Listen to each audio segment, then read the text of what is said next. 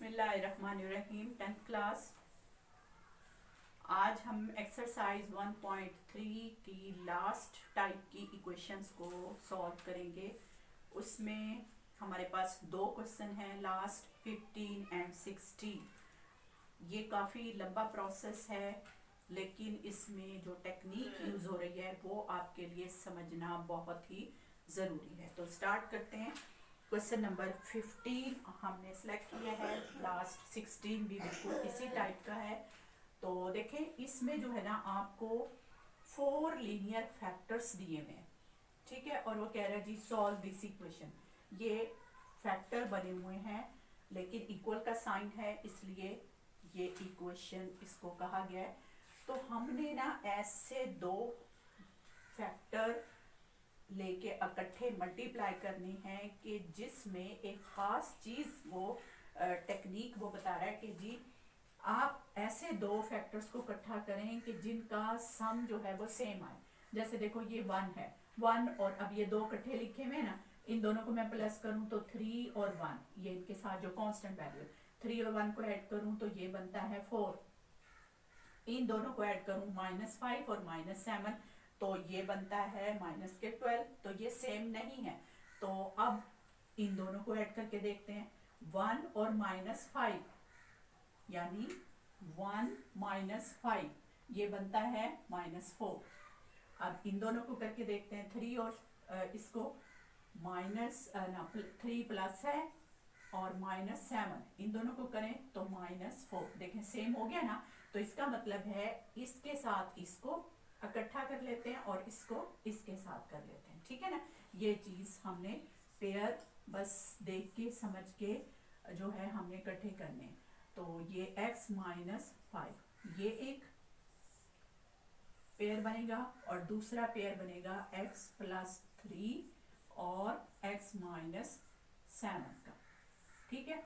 बाकी सारा काम अब आसान है। बस यही हमें ध्यान से चीज देखनी थी कि कौन से पेयर को हम इकट्ठा करके मल्टीप्लाई करें। अब जी हम इसको कर लेते हैं मल्टीप्लाई। ये चीज हमने जो यूज की है उसको यहाँ पर रख लिया। अब मल्टीप्लाई करते हैं इनको। तो ये देखें, ये हो जाएगा x² -5x + x और -5। इधर x² -7x + 3x और -7 3 = 21 इक्वल, इसको भी अंदर ले आए, -192 = 0। अब इसको और थोड़ा सा सिंप्लीफाई कर लें। ये -5 में से 1 निकालें तो -4x -5 और इधर x² ये भी -4x और -21 -192 = 0। अब देखें ये हमने क्यों किया ऐसा, ये पेयर बना के क्यों मल्टीप्लाई किया। वो इसलिए किया था कि ये जो हमारे पास दो प्रोडक्ट फॉर्म में क्वाड्रेटिक इक्वेशन आ रही हैं, हमने असल में इसे सॉल्व करना है, ठीक है ना। तो सॉल्व करने के लिए हमने इसे कन्वर्ट करना है क्वाड्रेटिक इक्वेशन में। तो यहाँ तो दो क्वाड्रेटिक इक्वेशन है जो कि सॉल्व भी नहीं हो सकती, क्योंकि देखिए ना ये स्प्लिटिंग होगी ना कुछ इसमें फॉर्मूला लग सकता है। दो हैं, एक होती तो हम डायरेक्ट उसमें फॉर्मूला लगा देते, लेकिन यहाँ पर दो हैं, एक ये है क्वाड्रेटिक एक ये है। तो हम यहाँ पर रिप्लेसमेंट करेंगे। ये फॉर्म सेम आनी चाहिए, ये वाली। ये देखें x² -4x x² -4x। अब इसकी जगह अगर मैं कुछ रख दूं तो फिर हम इजीली इसको सॉल्व कर सकते हैं। पुट x² -4x = y, ठीक है, इस पूरी इक्वेशन में। तो यहाँ पे इतनी सी जगह पे सिर्फ y रखना है, -5 y -5, यहाँ पर y -21 -192, ठीक है। अब इसको मल्टीप्लाई करेंगे तो ये आ जाएगा y² -21y -5y और ये मल्टीप्लाई होके +5 1 = 5 5 2 = 10 105 आ जाएगा प्लस में, क्योंकि सेम साइन मल्टीप्लाई हुए हैं तो प्लस आ जाएगा। और ये -192 = 0। अब ये भी साथ में मिल गया। हाँ जी, अब ये आ गया y का स्केयर। ये दोनों इकट्ठा कर लें क्योंकि दोनों के सेम साइन है।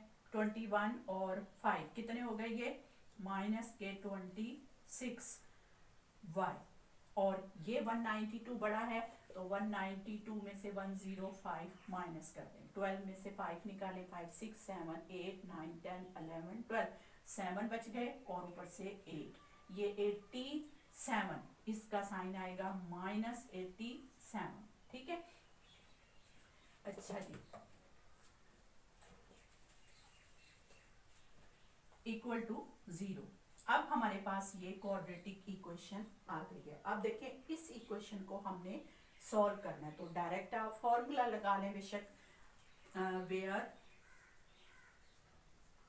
a की वैल्यू है 1, b की वैल्यू है -26 और c की वैल्यू है -87। ठीक है, विद साइन हमने वैल्यू उठा ली।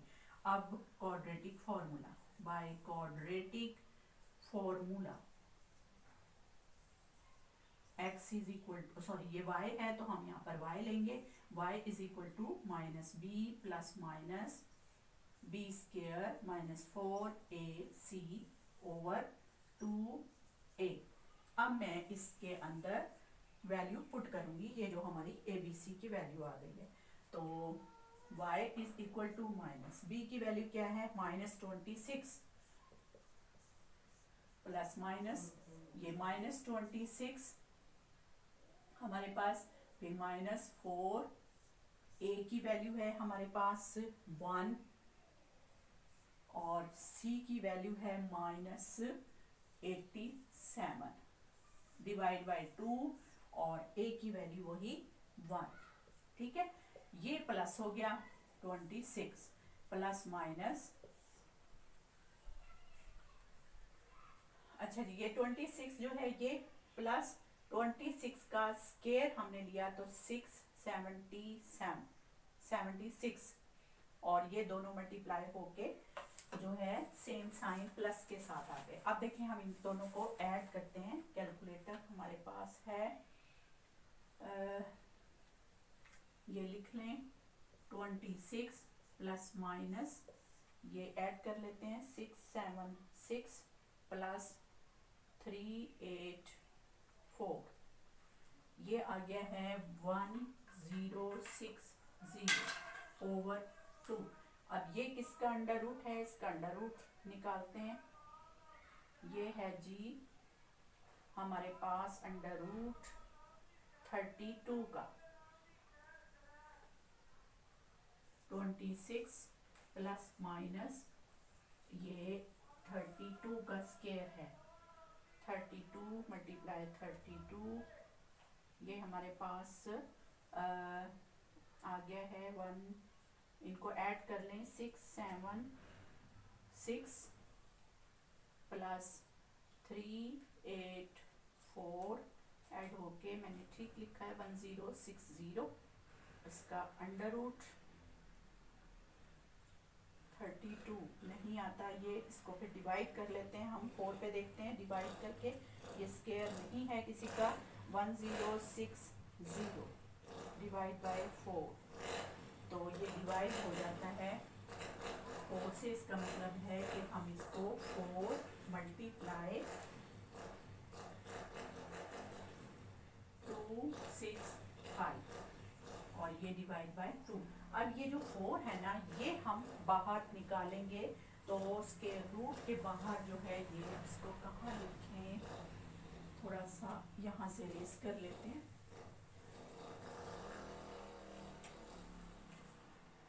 जी ये मैं यहाँ लिख रही हूँ y इक्वल 26 प्लस माइनस ये जो 4 है ये 2 का स्केयर है तो भी बाहर आ जाएगा तो 2 अंदर बच जाएगा हमारे पास 265 ओवर 2। अब ये 2 कॉमन निकलेगा बाहर तो 26 13 2 26 होता है, 13 अंदर प्लस माइनस 265 ओवर 2, ये 2 जो है इससे कैंसिल हो गया। अब हमारे पास जो आंसर आया है वो हमारे पास आंसर में आ गया 13 प्लस माइनस 265। ठीक है, तो सोल्यूशन सेट में आप इसको लिख सकती हैं, hence solution set is equal to 13 plus minus √265। ये हमारा आंसर है। ठीक है, देखें ये लास्ट इक्वेशन थी। देखें आपने भी देखा कि 2 दफ़ा बोर्ड मैंने रेस किया है, तो जाहिर है जब आप अपनी शीट पे करेंगी तो कितना लंबा क्वेश्चन होगा ये, और प्रोसेस जो है इसका वो भी थोड़ा लेंथी है, इसलिए आई थिंक इसको जो है कम से कम भी 10 मार्क्स का क्वेश्चन होना चाहिए। तो ये 4 मार्क्स के क्वेश्चन के लिए काफ़ी लंबा प्रोसेस है, इसलिए एग्जाम के पॉइंट ऑफ व्यू से लॉन्ग क्वेश्चन के लिए ये इम्पोर्टेंट नहीं है। लेकिन इसमें जो टेक्निक यूज हुई है वो आपने बहुत अच्छे तरीके से समझना है। सबसे पहले 2 लीनियर फैक्टर्स आपको इकट्ठे करने हैं, ये देख के कि उनकी जो कांस्टेंट वैल्यू है उनका सम इक्वल है। ठीक है, फिर उसके बाद जो रिप्लेसमेंट जो है, जब 2 क्वाड्रेटिक इक्वेशन आ गई हैं तो फिर उसमें रिप्लेसमेंट आपने y की जो की है वो इम्पोर्टेंट बात है। ठीक है, उसके बाद फिर फैक्टराइजेशन है, जो कि हमने क्वाड्रेटिक इक्वेशन की फैक्टराइजेशन की है। इससे पहले मैंने आपको स्प्लिटिंग मेथड से उसको फैक्टराइज करके दिखाया था। फिर हमने अब यहाँ पर क्वाड्रेटिक, यानी आप अगर डायरेक्ट क्वाड्रेटिक फॉर्मूला ही लगा लेती हैं तो भी वो हो जाता है। ठीक है, वरना आप किसी और मेथड से कर सकती हैं। दूसरे मेथड से ना हो तो आप डायरेक्ट क्वाड्रेटिक फॉर्मूला ही लगा लें। बच्चे बस देखते ही नहीं है कि भाई स्प्लिटिंग से होता है कि नहीं, कंप्लीटिंग से होता है कि नहीं, डायरेक्ट फार्मूला लगाते हैं। वो कहते हैं बस जी चाहे दूसरे से हो कि ना हो हम फार्मूला लगाते हैं।